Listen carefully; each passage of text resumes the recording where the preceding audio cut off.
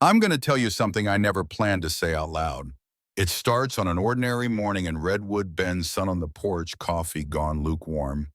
My daughter teasing me for humming old Motown while I trimmed tomato vines. My name's Elias Ward. Years back, I did work for the government that doesn't show up on resumes rooms with no Windows flights, with no manifests, the kind of missions you only talk about to God if you trust him. I walked away from all that to be a father, not a ghost.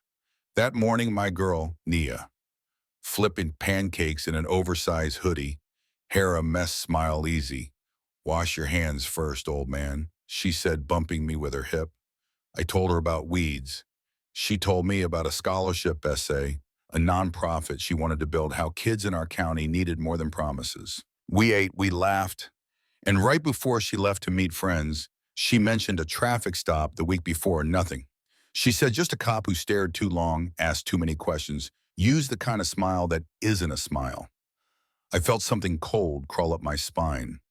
Stay sharp, I told her. Trust your gut. She rolled her eyes. Relax, Dad. This isn't one of your movies. You never know the last normal moment while you're standing in it. That night, I got a call from a man who owed me a favor.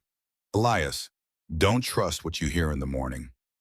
My truck was already moving before he finished. The road was empty, the air wet, the street lamp flickering. Blue chalk lines on asphalt, yellow tape talking in the wind, and silence that felt like a verdict. I saw her in the morgue an hour later. My knees didn't buckle. That's a story people like to tell, but my hands, they shook so hard, I could hardly touch her hair. I have carried men out of war zones. I have watched gunfire draw lines across the night. Nothing prepared me for that sheet. The story the department told before sunrise was neat polished, signage she resisted. She reached officers feared for their lives. Dash cam malfunctioned and what luck. Dispatch logs scrubbed what coincidence. Her name got twisted into something small. Folks I'd waved to for a decade stopped meeting my eyes. The press repeated every word with a sober face. Somewhere in the noise, my girl turned from a person into a paragraph. Grief is a storm, sure, but what came after was a tide. It didn't rage, it pulled. It pulled me under. I sat in our quiet house and let whiskey tell me it knew a way out. Night stretched. The sun came up just to mock me and lie down again. People brought casseroles. Then they stopped. The phone used to ring. Then it didn't. In the dark, I asked God where he'd gone. He didn't answer. The only reply was that flicker in my chest, anger, then clarity braided so tight you couldn't tease them apart. One night I opened a steel trunk in the basement. Old habits were folded inside like shirts, field gear, IDs, tools you use when you have to see in the dark. I sat there with a knife in my lap and my daughter's photo in my hand, arguing with both versions of her voice, the one that asked me to be kind and the one that said, Dad. They're still breathing. I didn't say yes to vengeance all at once. I said yes in inches. I said yes by pinning 3 faces to my wall. Riker Doyle, the captain everyone saluted. Evan Trammell, the charmer who left cheerleaders and waitresses smiling then silent. Kyle Bishop, the young one buzzing like a live wire, dying to prove he belonged. The report named them servants of the public. I called them what they were to me, predators. I watched them the way I used to watch men we could never afford to miss. I learned Doyle's Thursday poker game at the old Kestrel Mill, how he hid big losses in little ledgers. I learned Trammell's motel routine, always careful, just not careful enough. I learned Bishop's shaking hands at a bar off County 12, how he swore loudest about loyalty when the room got quiet. I didn't move quick. I let them hear footsteps behind them when no one was there. I mailed a bullet in a velvet box. I left a note on a windshield. We both know. I told their phones the truth with a voice they didn't want to hear. The last seconds of a road where the camera failed. I picked a Trammell. First, because vanity makes a man predictable. I took him without a struggle. He smelled like cologne and fear. In the pines above a dry quarry, he begged in sentences I'd heard from men who thought language could save them. It wasn't me, it was Doyle Bishop. Panicked. I tried to stop it. He said the word God like a password. I asked him if God was there when my daughter asked for help. He tried to nod and shake his head at the same time. You can't do both. There's a point past which questions aren't questions anymore. When the dirt got quiet again, I drove until the sky started thinking about morning. I didn't feel like a hero. I didn't feel anything clean. Grief had a new cousin, emptiness. They found Trammell 2 days later, and the town cried on camera for a fallen officer. No one said Naya's name. By then, the feds were here, black SUVs, soft shoes that walk like they already know the answer. My face made the local news, then the national crawl. Vigilante father, danger to public safety. I watched the briefings and recognized the playbook I used to run. Step 1, control the story. Step 2, squeeze. Step 3, wait for a mistake. They tapped every house I'd ever been welcomed into. Neighbors turned their porches into curtains. Pastor Reed stopped by and spoke gently. Elias' vengeance won't give her back. He wasn't wrong. He also wasn't right enough to stop me. I kept leaking what they hid: old footage, quiet settlements, a list of names that never made it to a judge. Reporters clutched their pearls on air and then cut to weather. It's funny, the truth makes people uncomfortable, but they sleep fine after the commercial break. I knew the ending had to happen where Doyle felt untouchable. Thursday, the mill, rain in the forecast. I mapped the beams, the exits, the dead zones where radios hiss but don't talk back. I planted cameras no bigger than my thumb and set a pipeline to every newsroom that ever said we're investigating. I didn't plan to survive. I planned to be undeniable. I walked in with the storm. Lightning found broken glass.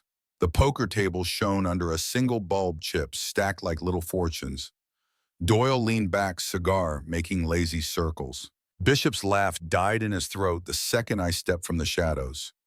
Jesus, he whispered. Doyle smiled that politician's smile. Grieving dad finally shows up, come to cry on our shoulders. No, I told him. I came to bury you in the truth. He went for his gun. I went for his shoulder. The shot slapped the cigar out of his mouth and pinned him to a steel post. Bishop fired wide, the beam above me, spitting sparks. We moved like two men who'd spent years rehearsing violence. He rushed me in a blind angle, fast, sloppy, desperate. We hit concrete hard enough to drive the breath out of both of us. My blade stopped on his throat. He was a kid in that second, not a badge. Please, he choked. I didn't pull the trigger. Doyle told me, he said he couldn't finish the lie. I saw it all in his eyes, fear, hunger, the sickness of wanting to belong to the worst kind of brotherhood. I let him breathe. Redemption's not cheap, I told him. You want it, tell the truth. Doyle spat blood in words. You're just like me, he hissed. A killer dressing it up in excuses. He said my daughter's name wrong on purpose, and something in my vision went red at the edges. Then another voice cut through my girl, laughing with pancake batter on her sleeve, tapping my chest. Don't let the world take what's left of you, Dad. I lowered my gun. Doyle flinched like he couldn't compute that outcome. You don't get to die easy, I told him. You get to talk. I cuffed him to the post with his own steel and pointed a camera inches from his face. Captain, I said, tell Redwood Bend who keeps you clean. Tell them the poker debts. Tell them the false reports you signed, the body cam that failed on a convenient night. Say their names. Outside sirens braided into the thunder. Inside, Doyle tried on silence, then broke. It's amazing what truth can do when it knows it's finally being seen. Bishop stood there shaking a boy who'd run out of places to hide. He added the dates. He said, we stopped her for nothing. He said, we staged it. He said, we thought we'd never pay. The feed hit the world raw. Phones lit up. Newsrooms that told me to calm down suddenly found their serious face. In the flashing red-blue strobe, climbing the mill walls, I could hear boots and orders, and the future tightening like a noose. My watch ticked down on a set of shaped charges that could turn a building into a story nobody could ignore. I looked at Bishop. You want to make it matter? Walk out and repeat every word. Take the stand. Don't you dare sit this out. He nodded, tears carving clean tracks through soot. I turned my one good eye to the last camera. My voice surprised me, it didn't shake. Her name was Nia Ward.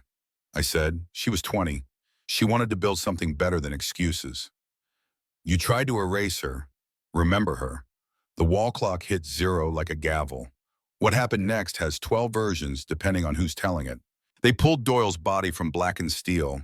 Bishop came out coughing, then talking first to medics, then to a grand jury. The mill became a skeleton against the morning, and Redwood Bend couldn't pretend anymore. Investigators rolled through the precinct like a tide, finally turning old complaints. Resurfaced, judges found their courage. People who didn't know started remembering. They set up a scholarship in Naya's name at the community college. Strangers sent cards that said her name like a prayer. The town built a plaque and made speeches under a white tent.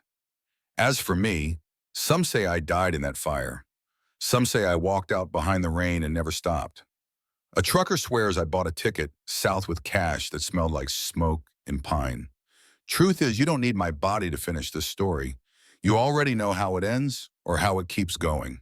Because here's the part that sticks in your throat, the part that'll live in the comments.